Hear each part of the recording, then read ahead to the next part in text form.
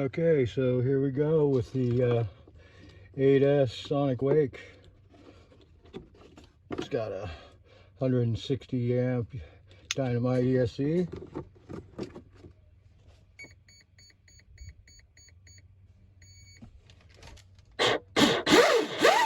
Oh, it sounds spicy.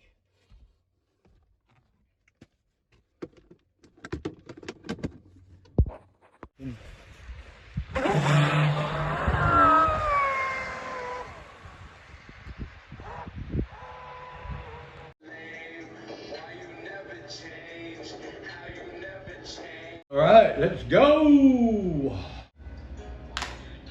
So you want to go big? How you doing? Mark here at North Cal. RC. With my buddy Cosmo. What up, dog? So you think you want to go big?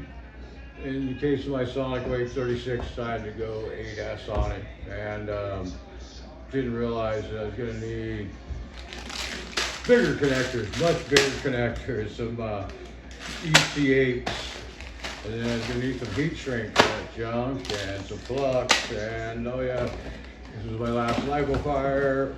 Need a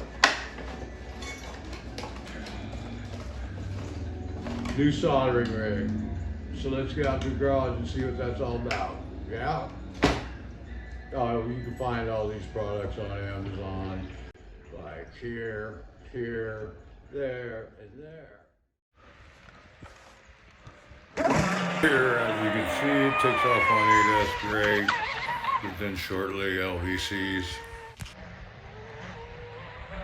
Power is approximately half at this point.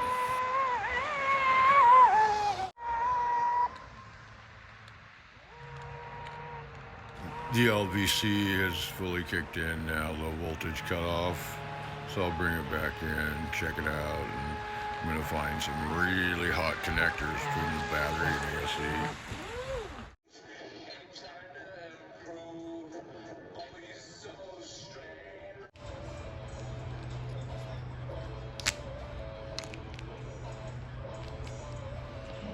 What? Bang, bang, bang. Okay. Now I just need to set them and forget them. Yeah. Get my heat sink set up here.